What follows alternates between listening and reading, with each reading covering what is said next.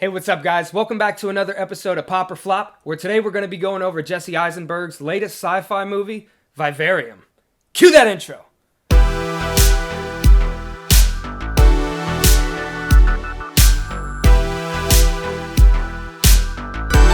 I got the good stuff.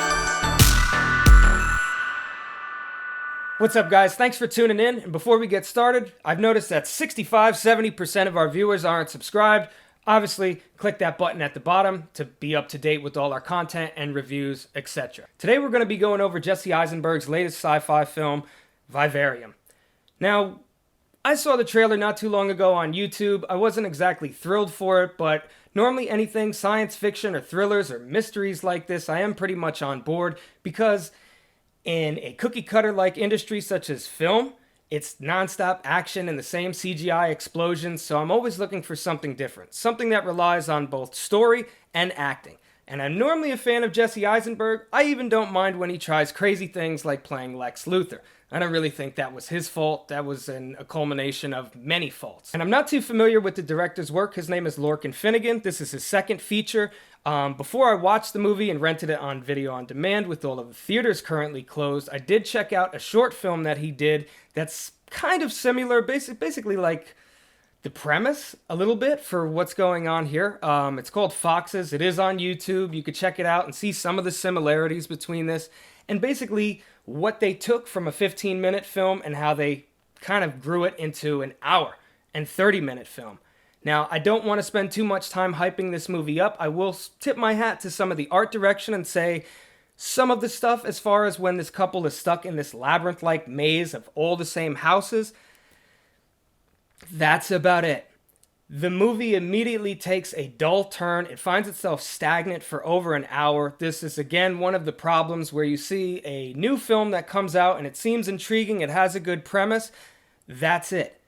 You know, you can't kind of just give me the premise and then freestyle it for an hour and then give me an ending that really doesn't tie anything together, that doesn't pull you into the characters, it doesn't really make you care about anybody, and then call it a masterpiece. That's not going to happen. That's not how we review movies on this show. I've heard some other reviews comparing this movie, Vivarium, to an episode of The Twilight Zone. From a writing perspective, absolutely not. And if this was a Twilight Zone episode, there's no way in hell it was written by Rod Serling, and it's not even a Richard Matheson episode. This is pretty dull, even for today's standard. The wit is almost thrown out the window about 15-20 minutes into the movie, and we're kind of just left there to hopefully play along. By definition, Vivarium does mean a structure or an enclosure where basically you can kind of keep it semi-natural and observe animals or life growing.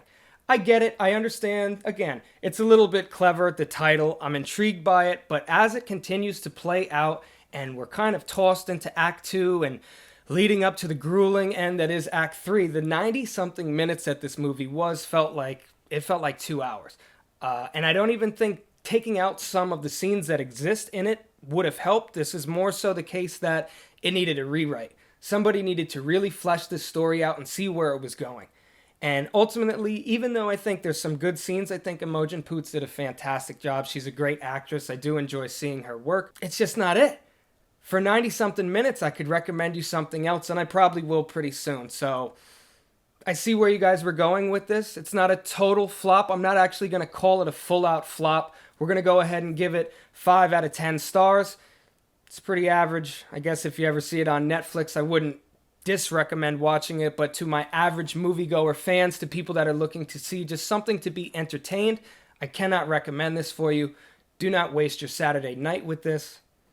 And Jesse Eisenberg, I hope you get some good roles. Honestly, since 2009, every time I see you act, all I'm seeing is Mark Zuckerberg again, even when you shave your head.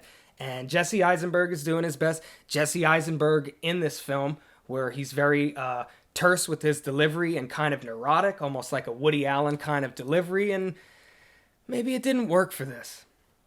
I don't know. There was just a lot of things that didn't work for this.